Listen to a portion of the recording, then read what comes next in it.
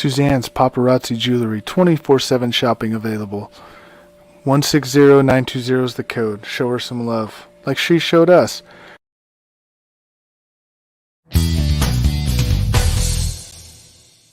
K&A Custom Crafts on Facebook. Hi, everyone. It's Wednesday night, our first show of the new year. Welcome to another episode of the Bo and Joe Show, and I'm here with my two cohorts, Bodie Sanders and Adrian Ferris. Hi, gentlemen. Happy New Year. Looking forward to tonight. Happy New Year. So how'd it go? How's Welcome New back, Year? Joe. Thank you.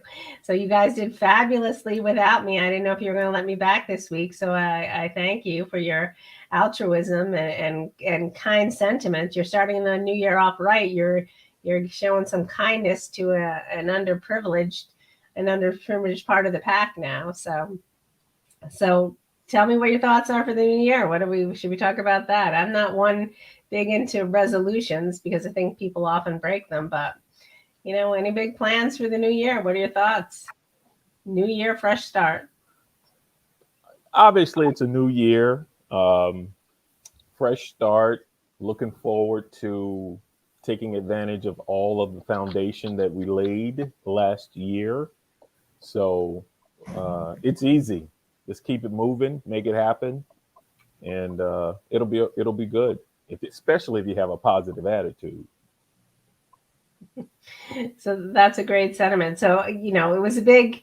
I don't know how you guys feel about this, but when I got news on New Year's Eve that Betty White had passed away, it just kind of hit me pretty hard, and I was surprised. But I think that one of her big hallmarks is, they always asked her how she managed to live such a long and prosperous life, and she always said, and I'm going to paraphrase because I don't know the exact quote, but she always said, "I just looked at the positive side of life, and I didn't have any time for complaining. If anybody complained, I could never understand that. I always consider that to be a big waste of time." So I'm going to carry that sentiment into the new year. I think that's a great start, and I'm kind of glad that if it was going to happen, it happened at the end of 2021 and not marring the beginning of 2022. But so I totally agree with that.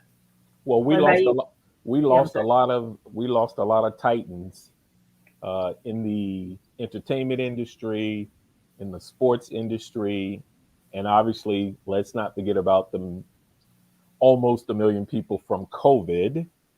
Sure. But in terms of talking about public affairs, we talked about, because you were, we missed you last week, but we had an opportunity to talk about John Madden.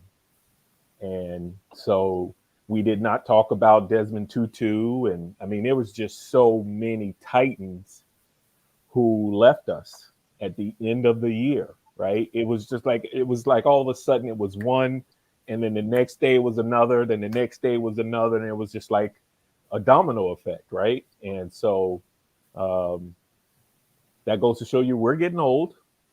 Hopefully we're getting wiser, because we're blessed to be alive. And but yeah, I mean, Betty White was just absolutely, she is and will always be thought of as the sweetest of sweethearts.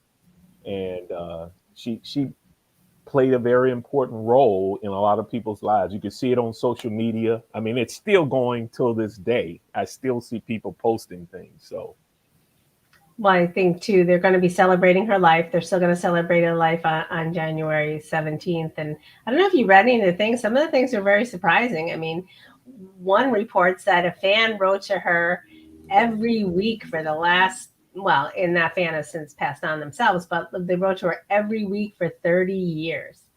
That's how beloved she was. Yeah. And she was a gem. Yeah, she really was. And that's how I put it. I made one post. I saw one post pop up for her, and I guess she was helping host the WWE. I don't know if you guys saw what I posted. and her, they say, "What are you gonna do?" And she's like, "I'm gonna kick some ass." And I was like, "Yeah, she was just such a gem." Yeah, I saw that. I did see that. Yeah. Well, even the iconic Super Bowl, I love that. Or the Super Bowl, the Snickers commercial. I love that One one. of the Yeah. best. Yes, One it of is the one best. of the best. Yep. Yeah, she really had such a self-deprecating, sense of humor, and even when people were talking about her age, she really, she did. A lot of people who are sensitive about it. She really didn't. She embraced it and said she didn't fear death at all. That I don't know if you read any of that, where her mother always said that death was a special time because it's the secret. Nobody really knows what happens on the other side, and everybody said, well, now she knows the secret. So yeah, and just her dedication to animals, and just you didn't hear one person. I've never heard anybody say a contrary word about her. Yeah. And you don't hear that in any genre of life, and certainly not typically in show business. So, but anyway, She what are your thoughts? She set a good example, no doubt about it. You sure did. So, what are your thoughts for the new year, eh? Well, what's on your mind? I'm the same way. I'm not a resolution guy. I just try to, and I guess this is where Bo and I are very similar. I'm a positive guy.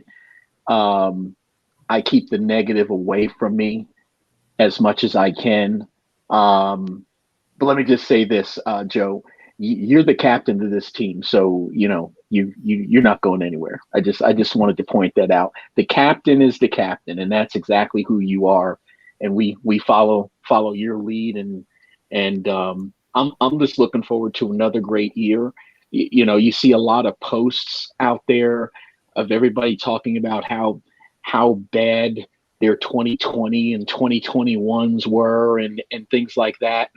And I guess I could just say I've been blessed that's not been my experience over these last 2 years. And I say blessed because obviously a lot of people have lost family members, lost close people, things like that, and I'm blessed to not have had any of that happen to me and my immediate family. And so I'm just looking forward to carrying on into 2022 and attacking whatever comes in front of me. Perfect. And I say the same thing too. I think that really 2021 was a learning experience. There were some losses. I think that we all had some challenges and adversity. We had to adapt to a new reality, but at the same time, there were so many blessings in my life. I mean, this show for one, Coast to Coast, Chris, you gentlemen. So I think I really looked at it and embraced it from that respect, that we all probably lost some of our liberties and our freedoms, but we had an opportunity to gain a lot of things along the way. So I'm embracing that too. And I'm saying 2022 is the year of you, meaning everybody, to embrace that year for yourselves. We're going to do that here. And we'll have to come up with a new motto for 2022. I'll have to think of one. But that's what I'm going with now. Well, it's easy because it's double deuces. So that's an easy one to start off with. Double deuces. All right.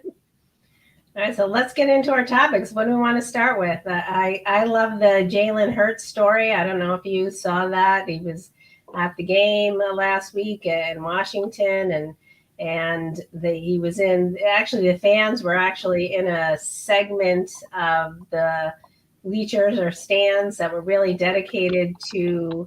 It was really an ADA compliant area, so the barriers weren't bolted down so that they could make it more accessible for wheelchairs, and the fans were leaning on the railing trying to get to them, and the railing collapsed and they fell 10 feet, and I don't know if you saw the footage, but they fell down and everybody was startled. A few people got hurt, but in that moment they didn't realize they got hurt, and then. Jalen was concerned for the fans. He stood up and he tried to help them. And then, he started taking selfies with them and they were so excited. I just thought it was a great response. And then he was really concerned about them afterwards. And, I didn't really know much about him before then, but even just to watch it live, and it's not like he scurried down into the locker room and he was smiling. And I love that part of the story. Well, he came pretty close to the railing when it fell. It fell literally keeled over right in front of him. So he was close, but he wasn't close enough where it would have hit him. Um, some of the fans were 10 feet, but the majority of them were not 10 feet. But still, the fact that you're not braced to fall, right? Gravity is undefeated. So they fell, they got right up, most of them, because they're pumped full of energy, right? Usually when you get hurt, depending on the injury, you're so pumped with energy, you don't really realize it. So they take a picture with him against this wall, the wall to the right. And from my understanding, he wrote a letter to the Washington football team regarding what they should do. Yeah. I didn't hear all of it, but the fact that he cared enough, he did grab a couple of people and help them up. And that's just reaction, right? That is part of his upbringing, right? Because that's in you. When something happens that fast, you react based on what's in you. And what was in him was to help at least a couple of people stand up and then take pictures with them, because he's thinking that's going to help the situation and not make it so chaotic. So he's a good guy. We're happy to and lucky enough to have him as a quarterback. And let's see if he can keep that mojo going when we play the first playoff game. And but the fans in Philadelphia love him because he's done all the things that people talk about Pittsburgh being a blue collar town. Well, Philadelphia is a blue collar town as well, right? And so the fans absolutely are starting to really fall in love with him just because of who he is. So it's a good thing. Yeah, well, just add to the pile of investigations for the Washington football team, because I know the letter he wrote has prompted another investigation. So the Washington football team has to be the most investigated professional franchise over the last year, 2 years, 5 years than any other in the world. It has to be. It's just yeah, that's crazy. It's just crazy. Somebody seriously could have been injured. Absolutely. I mean, really hurt. Yep. Because we know those railings aren't light, they're not thin, they're heavy and they're thick. They're there for a reason. So for that to happen, no matter how much weight was being put on it for people to reach over and ask for a handshake or an autograph, you just can't have that happen. I mean, somebody could have seriously been hurt. Yeah. And they caught it all on tape. It's all on tape. Yeah. I guess you just have to wonder what is the inspection policy on something like that for arena, stadium, things like that, to where, it can get to the point where that happens.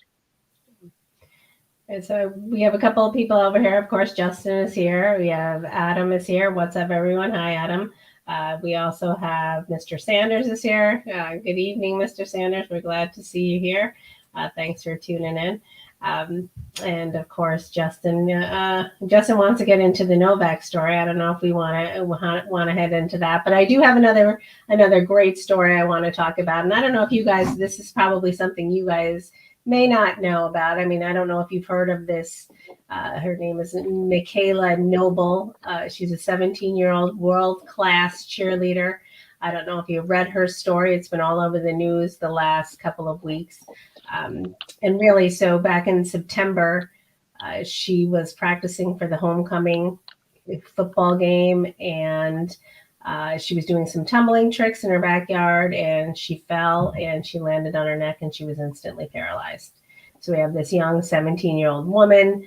They told her she would never walk again, and she may not. And she knows that, but she said she's going to defy the odds. She's made some tremendous progress in September. But I think the most notable part of her story is she just has an amazing attitude.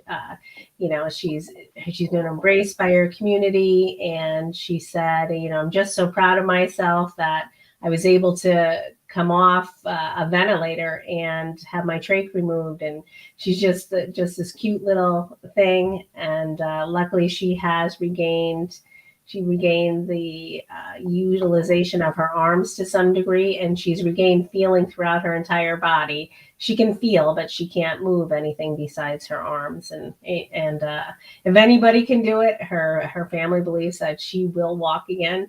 And she's not naive enough to believe that. She said, if I'm meant to walk again, I will walk, and if I'm not, I'm just going to embrace my new reality in my wheelchair and just make the most that life has to offer. And I'm not going to take any part of my life for granted. And I just thought, what an amazing story for I know a lot of 17-year-old girls who, barricade themselves in their room if the boy they like doesn't return a text. And here's this young girl who was active and, the world-class cheerleader at the height of really about to begin her college career. And just what an amazing testament to her resiliency and character. And I just wanted to shout her out tonight.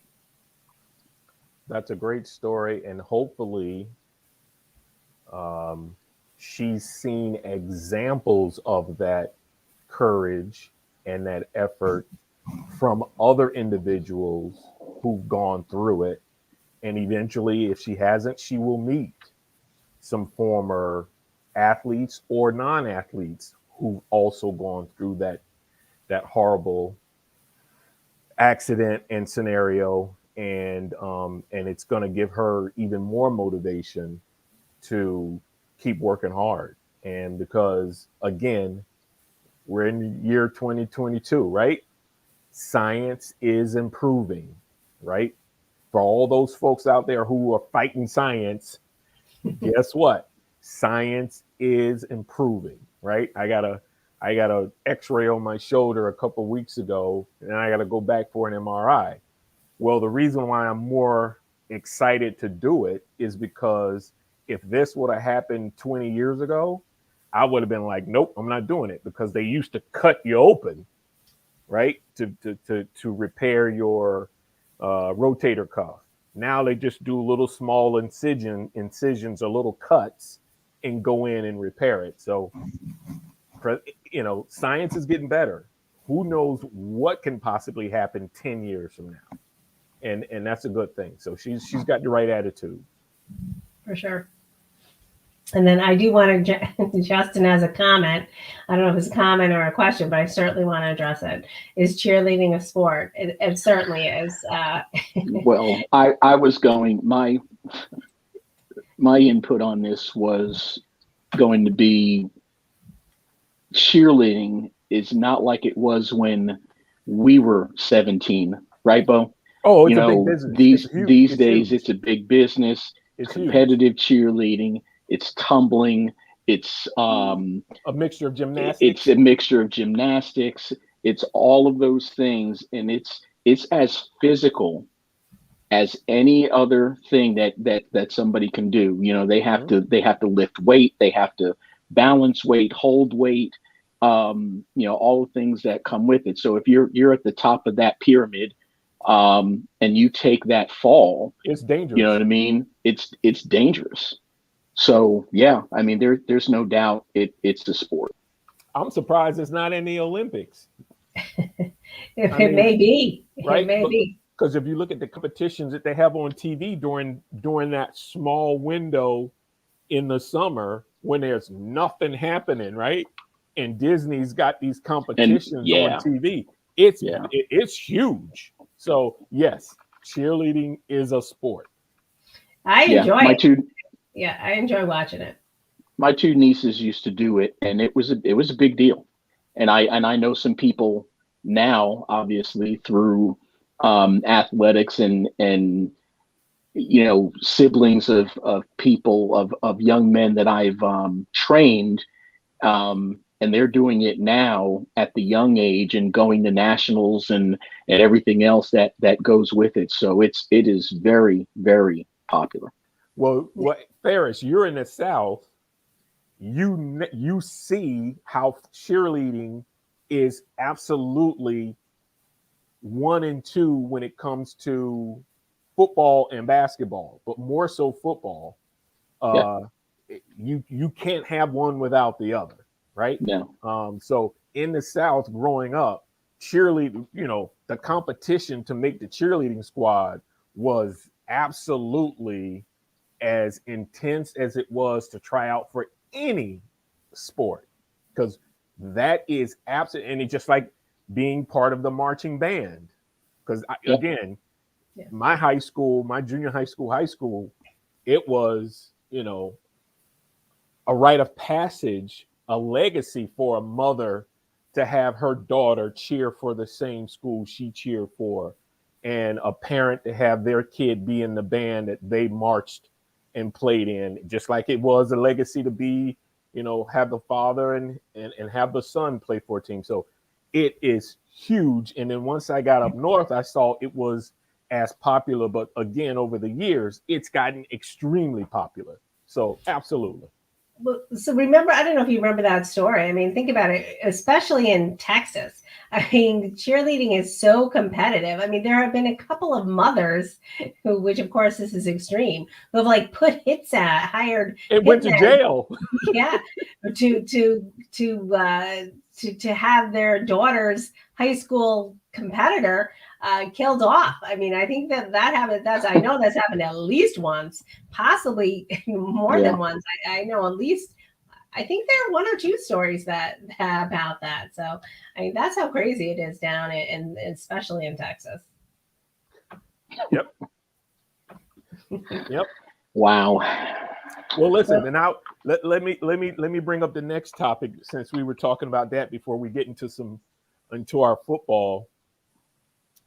I don't know if you guys heard about the bomb threats that has happened. 7 HBCU schools on Tuesday night experienced bomb threats. And I'm assuming it's because HBCU schools are getting a lot more publicity for a number of reasons, right? One, our vice president graduated from Howard.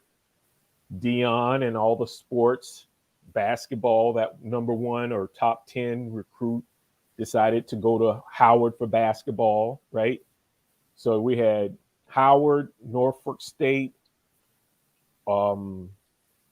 Arkansas Pine Bluff, Florida Memorial, North Carolina Central, Xavier, and Prairie View all got bomb threats where they had to evacuate or lock down the campus.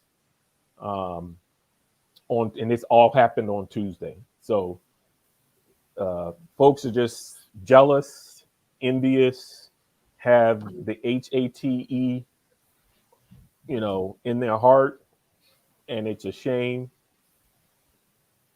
And then that's why it's good for folks to step up and do their part, their small part. If everybody does, we used to say in the South, their 2 cents, right? Just do your 2 cents. Everybody does their part in terms of promoting fairness and equality. People like those who make those kind of phone calls to threaten people's lives, eventually they fade away. But they're going to get caught anyway, because technology leaves fingerprints. It just takes a while to find those fingerprints. Well, I don't even think it's jealousy. I just think it's hatred. It's think just that, hate. yeah, and they feel as if, you know, those schools are beneath the consideration. So I think that it's really just an injustice. In my opinion, I don't think it's jealousy at all. I think it's that elitism and just a skewed, ignorant frame of thinking. Well, jealousy is a word I can use. As I say, I try not to use the other word. So yeah, true. Adrian and I don't mind throwing it out there, because that's what it is. It's I have no haters. problem with it. Yeah, No just problem haters are going to hate, which is really unfortunate. And it's probably, if it all happened at the same time, it's probably the same individuals. So it was roughly in a 3 or 4 hour period, right? Roughly in a 3 or 4 hour period. but It's, still, it's that's yeah, same individual or same group of individuals. yeah, absolutely. Somebody's going to get caught because usually people like that are stupid. Hmm.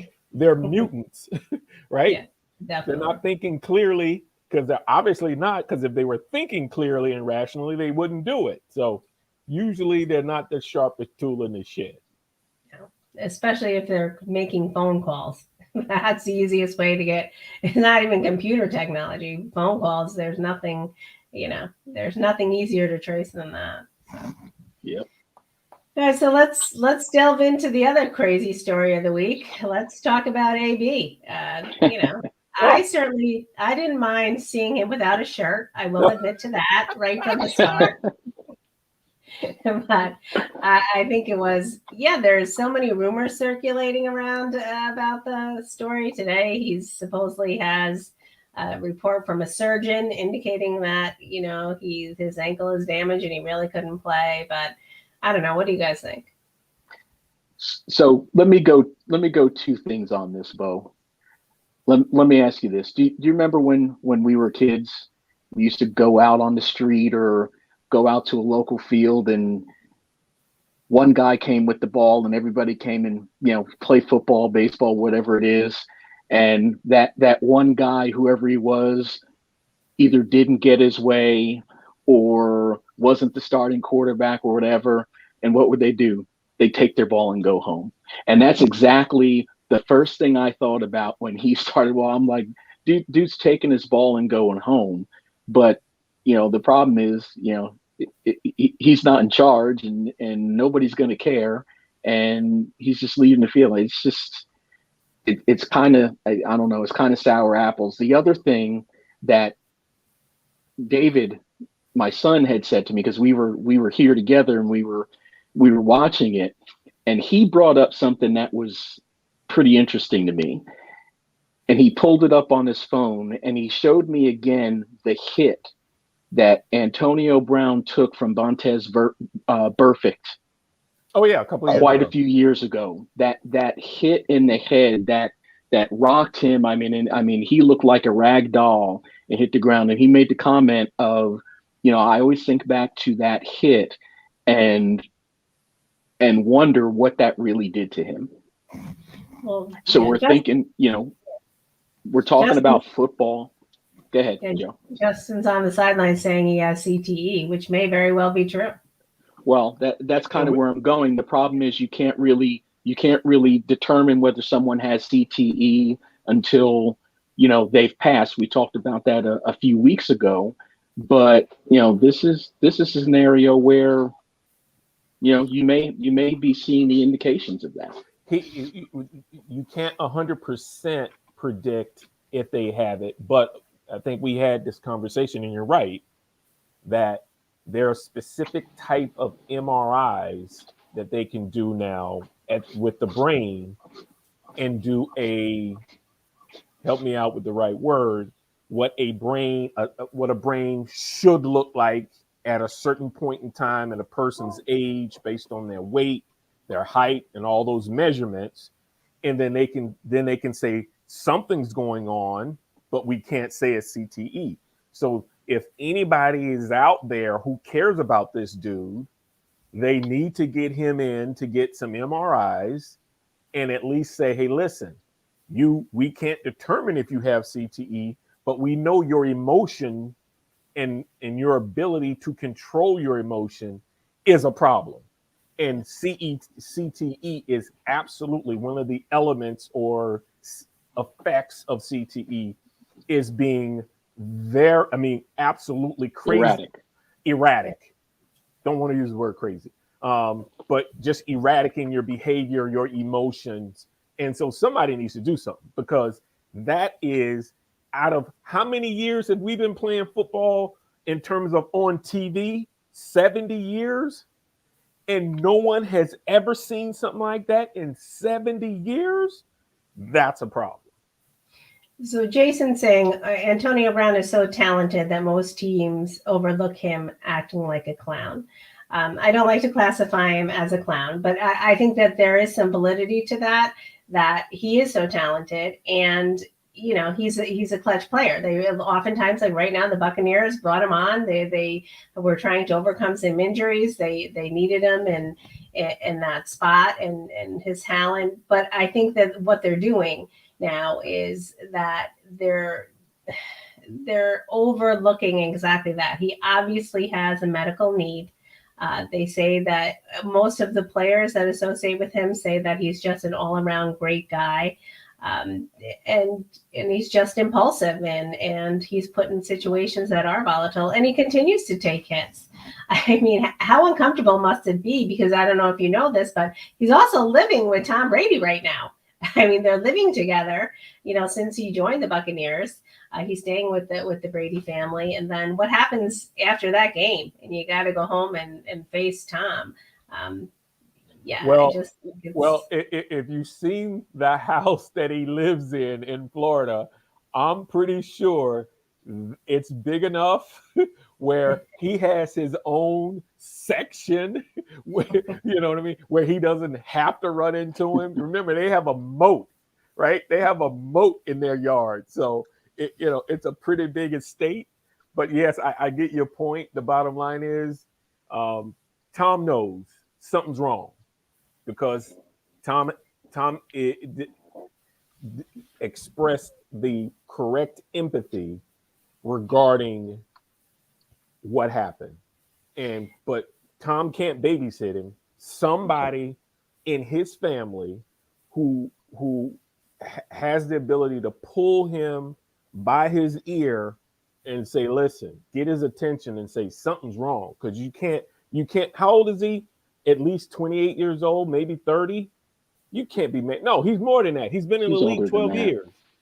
You can't do stuff like that. Not on national TV. You can't embarrass the Shield. Not like that. Yeah. So David is saying he doesn't agree. He doesn't agree with Jason. Nobody's going to overlook his actions after last Sunday, and it wasn't the Buccaneers who overlooked his past actions in favor of his talent. It was Brady. Bruce Arians took a chance on AB because of Brady. I think that that's true in this instance, but other teams have overlooked it. I mean, Brady was the impetus for getting him onto the Buccaneers, certainly in this case. But I think other teams have done it as well throughout the past years. And I think that in the NFL, and this is going to sound stereotypical, but as there have been many instances over the course of the past years that players, regardless of, CTE or not, have had some egregious actions. We've had many instances of domestic assault, and teams do overlook it because let's face it, that the reality is that teams want to win. I mean, this is a business. They're in the business of winning. And I do think outlandish behavior. And the Washington football team is a prime example. I mean, we have, or even Urban Meyer. We have people who aren't of the best caliber and character right from the front office down. And that's true of any profession, but, it's just more prevalent because it's also entertainment. And so it's in front of the cameras. So I do think that we oftentimes turn a blind eye. I mean, now we're becoming a more politically correct nation, so things are coming to light. But I think that a lot of things are still hidden. And I think your point, A, about the Washington football team and the investigations really speaks to that. There are a lot of egregious behavior still in the shadows.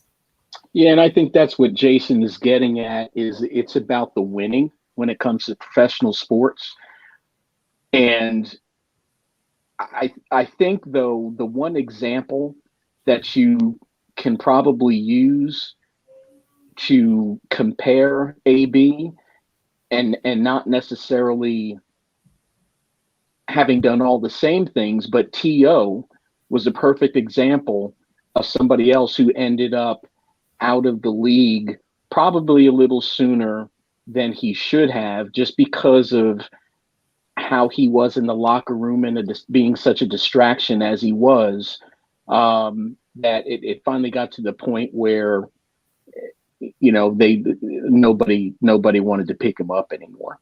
And I just think that's where AB is. I think he's at the point where, at a certain point, the history tells us everything we need to know. And then the history also tells us that it's not going to end. This is an ongoing thing, and it doesn't matter how good he is for a specific period of time. There's something that's going to trigger him and send him off on another tangent.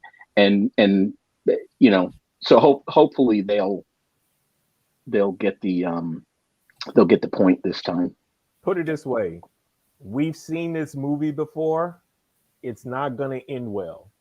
Only a few people get an opportunity to retire and walk off the field like the Pittsburgh quarterback did on Monday night, right?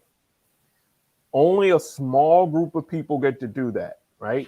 So let's talk about a wide receiver, because comparing a wide receiver to a quarterback is like comparing apples to oranges. Let's talk about Fitzgerald, right? Who retired from the Arizona Cardinals. Larry Fitzgerald. He played 16, 17 years. Easy. Oh, yeah. Yeah. He faded off the field quietly. So when it's time for him to get elected into the Hall of Fame, one shot, he's in. AB is going to end up going through the same scenario that T.O. went through. He's going to have to fight and scratch and wait until he gets into the Hall of Fame, if he gets into the Hall of Fame. But Larry Fitzgerald is walking right into the Antonio Brown, right? He just released a statement. Go ahead. David saying Antonio Brown just released a statement an hour ago on what happened Sunday. I don't know if you want to pull that up, Adrian. And then I'm looking it up now. So that's the difference between two careers, right? We've seen that movie before. Jerry Rice. Did Jerry Rice act the fool on the field? No. That's why he's the greatest receiver that ever played. Not just because of his stats, but because of his stats and his off the field behavior. It's easy. The blueprint, the roadmap is set for guys. Those who don't want to follow it, they make it difficult for themselves. So I, as a former football player, I don't feel sorry for him, not regarding his on the field behavior. What I do have empathy for him is if he has CTE, somebody needs to help him, because I know what it's like to have a concussion, multiple concussions. Well, I do have empathy for him if he has a medical condition, regardless of what that is, because that means that he may not be in control of that behavior. So I think that, it's hard to know, of course, and we can't claim that. And people are that's the new buzzword of the NFL, CTE. So it could just be that he's just a colorful character. But my inclination is that it's deeper than that. He needs help no matter what. He needs some help. Yeah. So the gist of what he's saying is Brown is alleging that the team is engaging in an ongoing cover-up surrounding his injured ankle. He noted in the statement that an MRI on his ankle revealed broken bone fragments stuck in the ankle, the ligament torn from the bone, and cartilage loss, which are beyond painful. He is also set to undergo surgery on that ankle.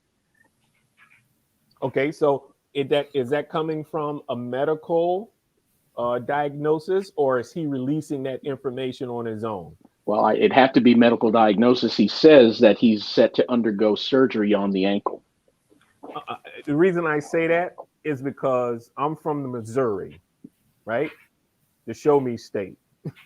I don't believe him. Show me if he's willing to release that information in the public in a letter, allow him to have a physician, right? Or physician deliver that information, then I'll believe it, because he doesn't get a mulligan on me believing and trusting what he says because of his behavior. That's the point, right?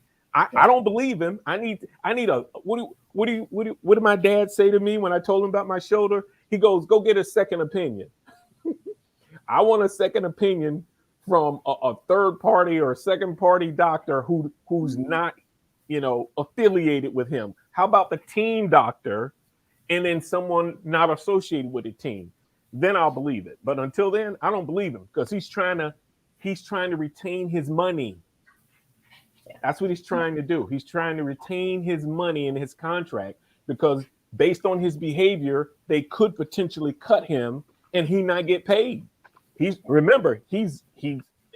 based on his behavior in the past, he had money issues, right? So he may not be in a position. That's why he's living with Tom Brady. Tom Brady said, "You can stay with me for free." Well, it's certainly a story we'll have to watch. So Brandon's here tonight. Happy 2022, Queen Joe and her Knights. Hi, Brandon. And he has a good point too. I mean, it was heartwarming to see Mike Evans next to him, trying to calm him down and trying to keep him calm and cool and back in the game. And that was an endearing part of the story. And I think that was an example of a great team player, Mike trying to help him out. So that's a good part of the story. So, and then one more thing, David is saying Antonio Brown alleges that a Buccaneers coach yelled at him to get back on the field and play. And when AB told him he was too hurt to play, the coach yelled at him, "You're done," and slid his finger across his neck.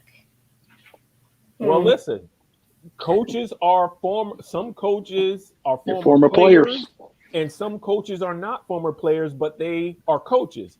It's an emotional game. Everybody's on that field. They're grown men. They're emotional. They want to win. And sure, mistakes may have been made, right? The coach may have done that. But guess what? He's not the head coach. AB's been around long enough to say, "I don't worry about you." Walk over to the head coach and say, "Yo, I don't want to talk to him. Do you want me to go in or not?" So come on, there's a chain of command. He's played football long enough to know that a position coach can be overridden by the head coach. Go to the head coach. Don't give me that weak excuse about what the assistant coach said.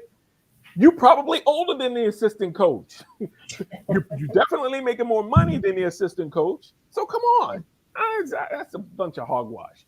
He's giving excuses that our man Aaron gave regarding his vaccination. Enough of the excuses. Just do your job, man. Period. True. And let's not forget, he also, didn't he also fabricate? He came up with a fraudulent vaccination card. So, his character is questionable in other areas as well. So, Let's move on. I don't want to waste my time talking about him anymore. Yeah. So Justin wants us to get into the Novak story, and I do think that it really kind of ties into all of our and I think it ties into elitism. We had Novak that was wanted to go over to defend his Australian Open title. He was claiming in the press that, and maybe he should have just kept quiet. He was claiming in the press that he would have been given an exemption, and clearly he's not vaccinated. He's giving an exemption. And then, Australia, I have friends in Australia, and they have been on lockdown virtually the entire pandemic. They've been on lockdown. They're having brief periods and they're out now. But, at one point, I believe they were on lockdown for over a year. They had the most strict rules and protocols than any country on the planet. They literally was on lockdown longer than anybody. And then I'm sure that's a slap in the face to them that then now, you have an elite tennis player coming in and being told that they have an exemption, and he's publicizing it all over the world.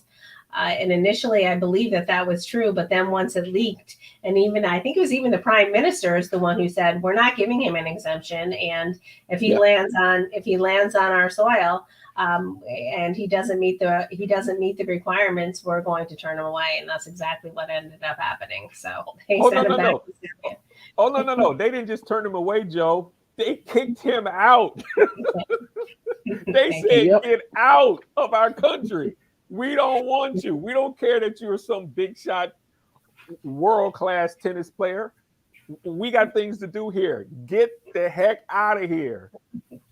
So I give him credit for that. And now Serbia's up in arms. They're saying, that they stand by Novak, and they believe they want him to break that record. Yeah, they believe that he's been slighted, but the reality is the rules are the rules. I mean, I know many people, of course, when we've talked about this before, who disagree with, if you want to say getting vaccinated is your personal choice, I agree with that. But when you're not a volunteer and you're working for an organization and people are paying you for your performance in your service, then you have to follow the rules of those entities. So, so the background of this is, he's won 9 Australian Opens and he's won 20 major championships. And this championship could make him the all-time leader in major championships. And with 9 championships, it makes this the best shot for him. So him not being able to play here, it's a step back. Obviously, he's going to get the number. He's going to get the record eventually. But, that's kind of the background of what it's all about. Well, listen, it's obviously, let's hope it doesn't turn into a diplomatic heightened issue where, one country starts to belittle or disparage the other country, because what's going to have to happen. Australia is a long-time ally of the United States, and it could turn into this funny. It could turn I don't think it's going there. No. Hey, let me hear me out. It could turn into a funny, diplomat from the United States, an ambassador saying one thing, another ambassador saying another thing.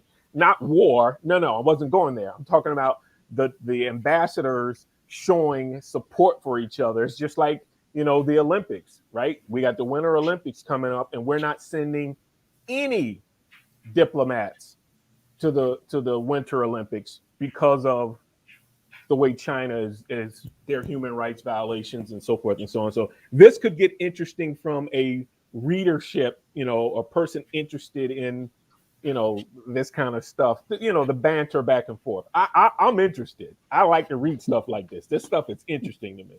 Well, let's talk about the real issue. It's going to be an SNL skit this Saturday. Oh, absolutely. Oh, absolutely. David saying Novak is a tennis legend. I love watching him, but Australia is doing the right thing here. There are no exceptions, regardless of your status or accolades. And I think that's true. But I think part of the main part of the story is that somebody did give him an exception.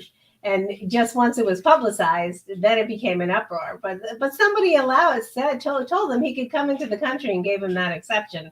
Nobody's taking credit for that. But I saw something to the effect of they're now saying he applied for the wrong type of exemption, is what I saw conveniently. I wouldn't put it past someone in the tennis organizational chart getting paid to allow him that exemption, hoping that the country wouldn't throw up their arms and say it wasn't fair. And they said, but when that happened, he had no choice, right? So, I mean, people are getting paid for all kinds of reasons, right? There's a lot of shenanigans going on. So I wouldn't put it past, because why would you jeopardize your credibility as an official in that industry, knowing that the dude's not vaccinated? Why would you do that? Why would you take that risk? So let's see what happens. This is something I am definitely going to follow because it's hilarious. All right, well, it's 10:50. We better get into the NFL. We're going into the last week of the regular season. We have some discussions about what do we expect. The playoffs will be coming up. Well, what are your thoughts on week 17 and 18? So really quickly, if you don't mind, Joe, we won't get into it, but I want the picks for the college football playoff championship game on Monday. Georgia, Alabama. I I got Georgia coming back and making up for that bad loss in the SEC championship game, and I've got Georgia winning the national championship. Who you got, Bo? Where's the game played, in Dallas? Or in Atlanta? I didn't even look. It's not in Atlanta. Is Oh, it at no. the Fiesta Bowl? Is it Arizona? I'm not sure. I don't know. I like Georgia. I never liked Alabama, so I can't ever root for them. So I'm going with Georgia too. Well, listen, No, it's Lucas Oil Stadium. It's in Indianapolis. it's in Indianapolis, right? And it could be. Justin's saying Roll Tide, but Yeah, I course. mean, I have family. I got to go with Alabama. You said that Yeah. about Michigan last week. Huh? You said that about Michigan last week, Yeah, I know, and they got their and they butts took a kicked. whooping. Yeah. Okay. But I still got. If I'm gonna take a whooping last week, I'm gonna take a whooping this week if I have to. But I got to go with Alabama. all right. All right, two Georgias and an Alabama. All right, on to week 18. So we've got playoff picture is actually the playoff picture is pretty well. It's pretty much set in the NFC. The only thing that can happen is if the Eagles lose to the Cowboys and the Niners beat the Rams, then that will flip, and the Niners will be in the 7th spot over the Eagles. So that's the only thing in the NFC. In the AFC. Hey, Yeah. hold on 1 second. We just want to give Kelvin a shout out. Kelvin's here. He said it feels like Georgia, but Nick in Alabama, I just don't know. So, yeah, we'll see. Mr. Sanders is saying go Georgia. So, Go Dogs. all right. So I'm sorry. All right. So, That's all right. yeah, that'll be an interesting perspective. The Dallas game.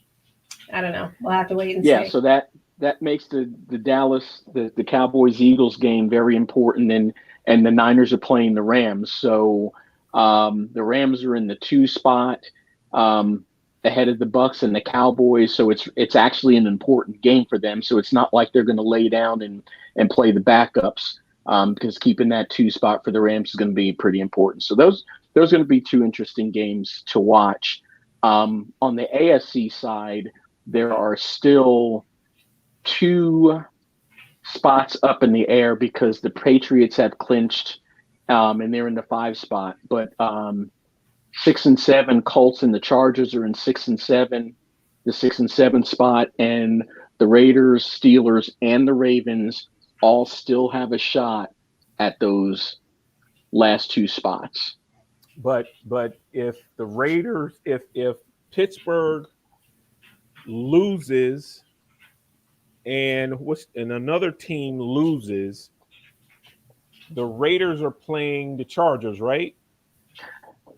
Yeah, the Raiders and Chargers are playing each other. So if they tie, they both get in. If Steelers Pittsburgh lose. loses and another team loses, I forget what the other team is. Well, that if could the be really Steelers weird. lose, the Ravens would still be 9 and 8.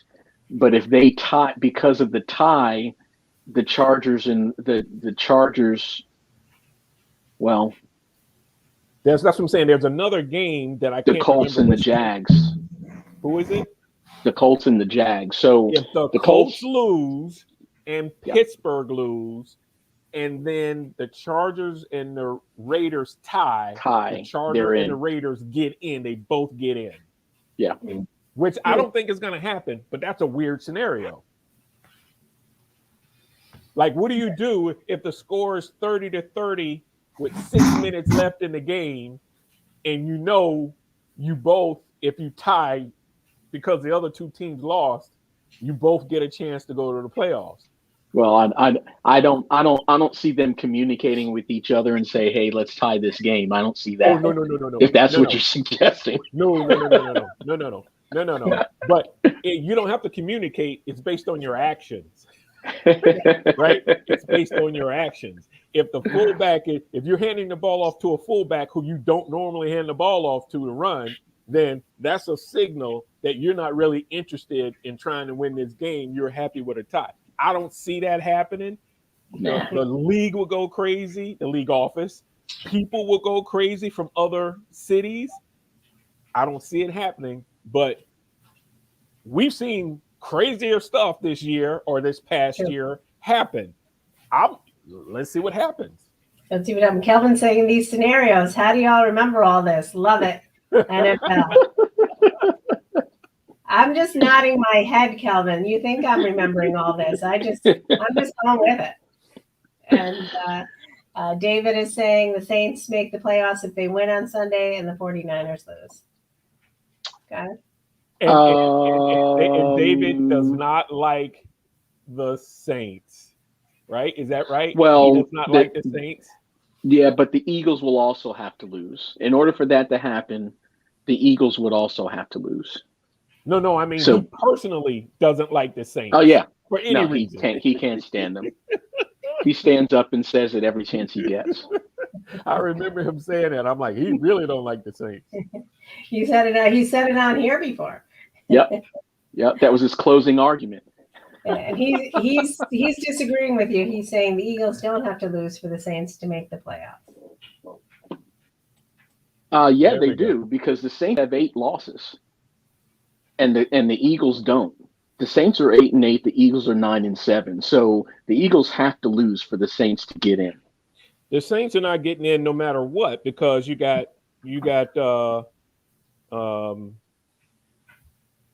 San Francisco.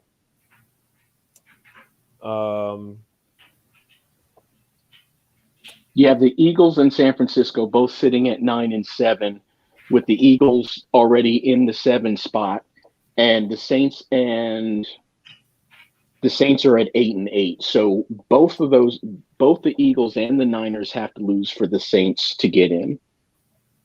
Gotcha. David's saying the Eagles have already clinched a playoff berth and the 49ers have not. Oh no, then wait a minute. Yeah, the Eagles are in. The Eagles don't have to win against the Cowboys. They're already in. The Cowboys, the Eagles, the Rams, Tampa Bay. Which team begins with AC? What team is AC? Oh, they don't have I know. I understand why they don't have the number 6 team in here. Okay, David's right. So what I was looking at, it had the Niners down below everybody in the hunt, but they are number 6 right now. So I got you, David. He's correct. So the Niners are in the 6th spot right now. Which team? Arizona Cardinals. Right. So you got Arizona Cardinals at 5, the 49ers at 6, and the Eagles at 7. That's the so he's right. So the Niners just need to lose and the Saints win. Okay. There you go. That makes sense. Right. This thing threw me off.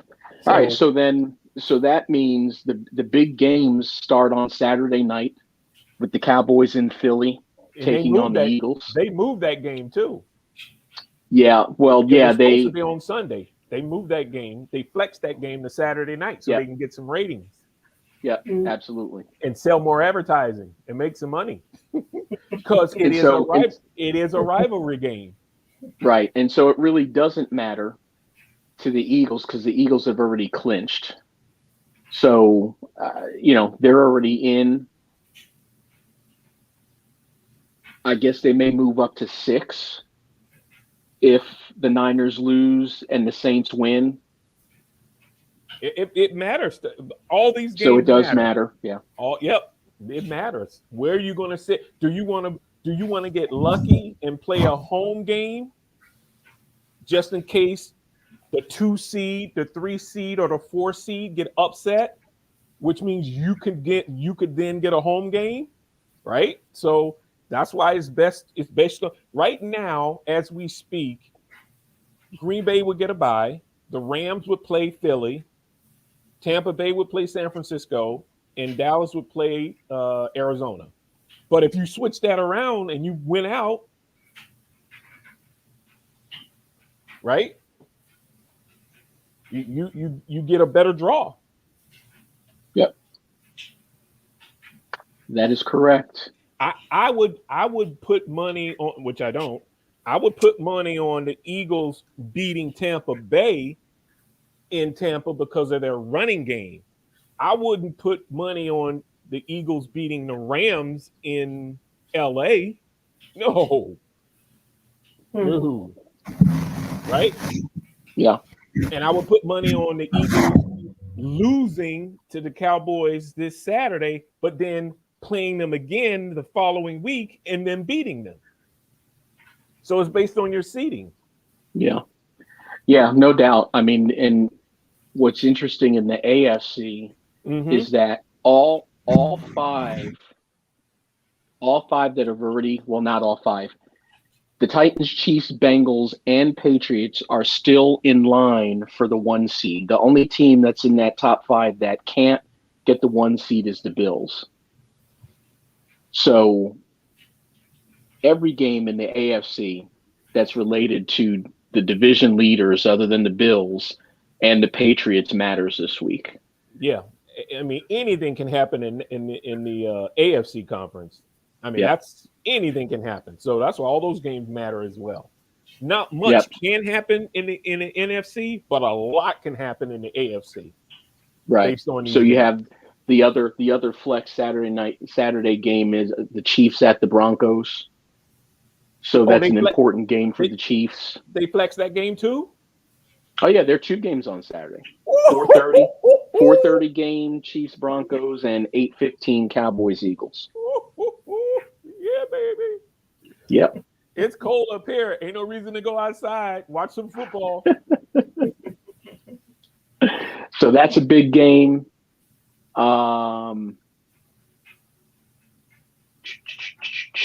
Titans Texans is a big game because this all has to do with the one seed, and quite honestly,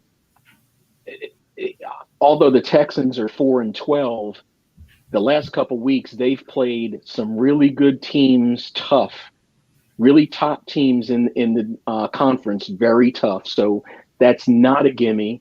Derrick Henry back to practice this week. So they won't play him that much, but they'll let him get a couple of carries just to warm up. But they'd be stupid to play him more than 10 plays, right? I wouldn't risk it. So we'll see what happens there. Yep. Steelers Ravens. Yeah, as we talked about the final wild card spots, the Steelers and the Ravens both have a shot at it, depending on what happens ahead of them with the Colts, Chargers, and the Raiders. So that's another big game. Yeah, I got Baltimore winning. I think Pittsburgh's all tapped out after Monday night, and that right, that farewell, goodbye. This is also about the Steelers finishing over 500 again for Mike Tomlin. Mike Tomlin has not had. So they'll be at least 500. He hasn't had a below 500 season in his career. Right. So they may have some incentive to stay above 500 for him. But it's amazing how that one tie game really makes the record look bad, right? Didn't they tie a game this year? Yeah. Had they won that game, they'd be in a real good position to make the playoffs.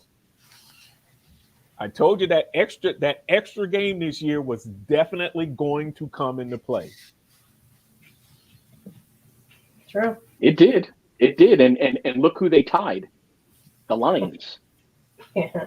So how big was that, right? That was a huge, that's like a loss. Yeah. Exactly. Yep. That totally impacts their playoff. Oh, no doubt. Yeah. No doubt. Bengals Browns. Bengals playing for the 1 seed, the 1 spot. Bengals at the Browns. I think it came out today that Baker Mayfield's done. He's going to get surgery probably this week.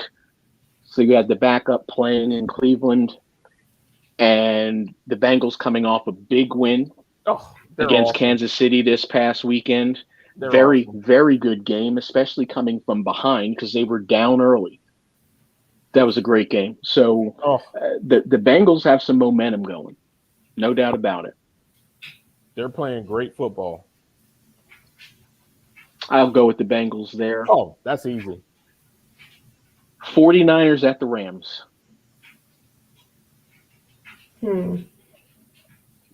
Big game. Well, big game for both of them, but bigger game for the Niners to try to stay in the playoff spot, like David mentioned. And right now the Rams are in the 2 spot. Yep. So that's going to be a highly competitive game on Sunday as well. You know, we talked about this a couple weeks ago, well, the last couple weeks, Bo, and especially the previous weekend about Matthew Stafford and how the Rams were winning in spite of all the interceptions he's been throwing. He did it again this past weekend, throwing 2 interceptions, and they got out of there with the win as well. So he threw 4 pick sixes this year. Something like that. That's crazy. Yeah. So that should be an interesting game. But I'm going to say the Rams are going to take care of business. Yeah, you don't want to lose the position you're in. They're in the 2nd seed. They don't want to lose that 2nd seed. They better win. And OBJ is becoming more and more part of that offense every week too. Yeah. So he's really starting to fit there. He's found a home. He's happy to be in LA. Yeah. Exactly. Patriots, Dolphins. Patriots also playing for the 1 seed. Yeah. Depending on what happens in front of them. Yeah, I see them winning. Miami's done. Me too. Uh-oh. Yep. I'm getting sleepy. Is that a yawn? Just trying to and hide it. then Sunday night, Chargers, Raiders. Okay. Yeah, that's the game. That's the game. Yeah, that's a good one. David said it. That's the game. Yeah, and it's in Vegas. I'm taking the Raiders. I'm just like I took the Raiders last week. If you remember, I took them in that big game, and they started hot and got behind, and then came back to win it. I think the Raiders are just they're finding themselves a little bit, and the Chargers their defense just isn't that good. Oh, I'm with the Raiders too. Me too. Me too. All right. Well, so it'll be an interesting week. We got lots of important football, and we need to start. We need to start making plans for our Super Bowl Sunday. True. Well, we're talking about that and we, I think that we should have.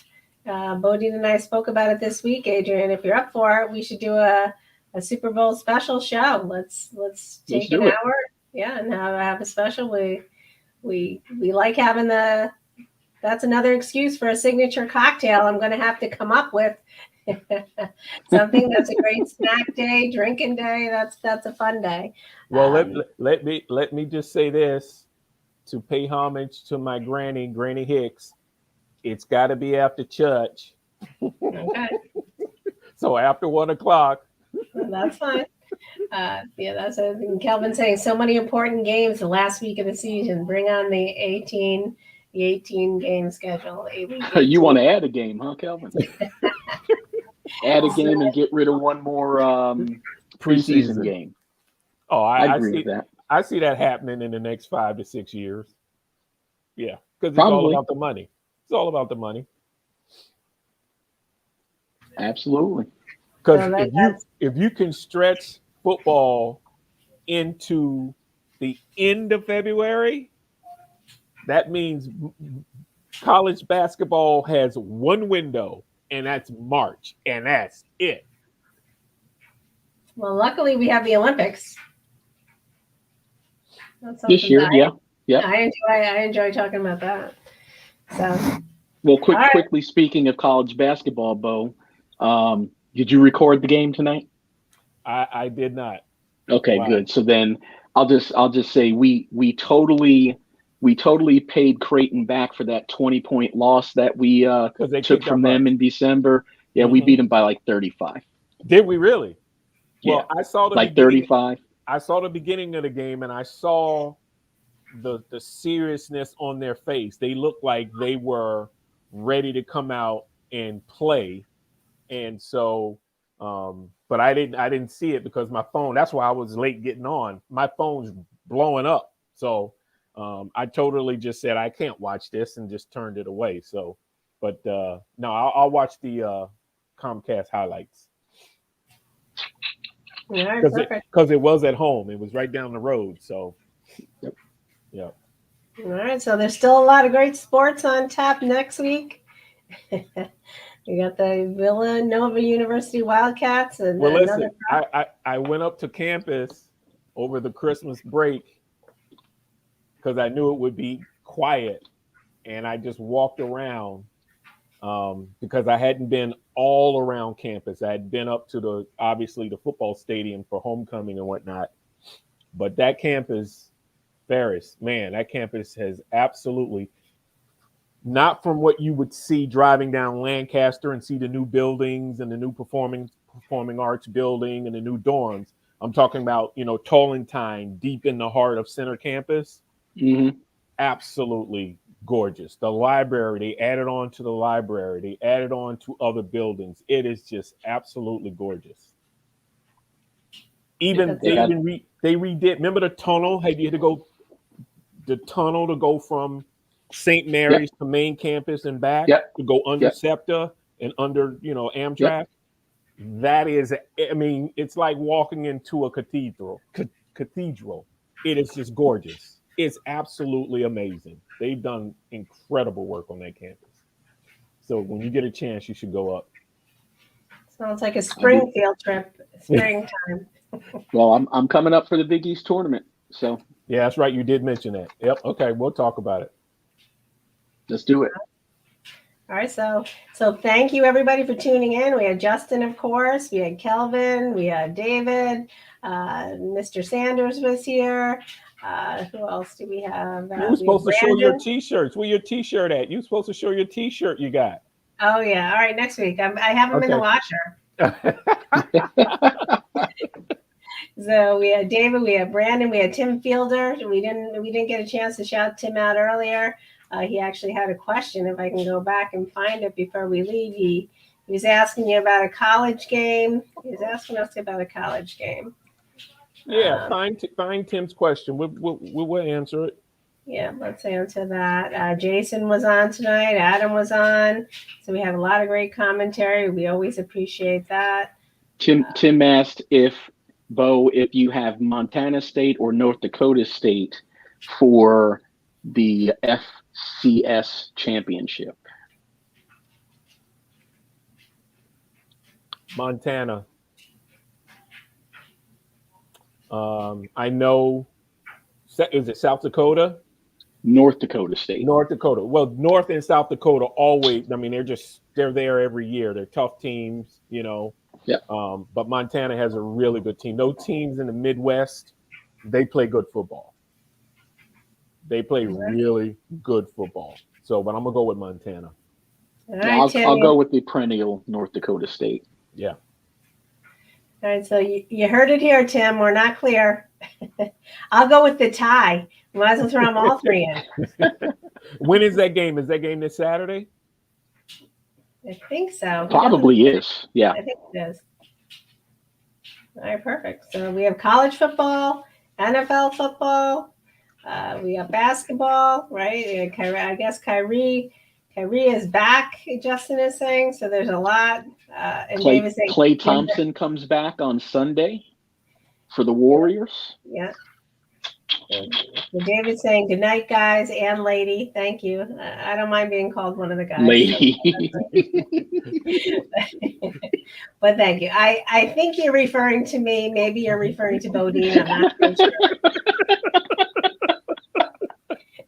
We are all about diversity here. So absolutely. Call me. Listen. Call me what you want. As long as you call me for dinner, I'm okay. All right, so thanks everybody, and of course, no show is complete without our man behind the scenes, Chris P. Bacon. He's a delicacy on and out of the kitchen. So in and out of the kitchen, on and off the camera.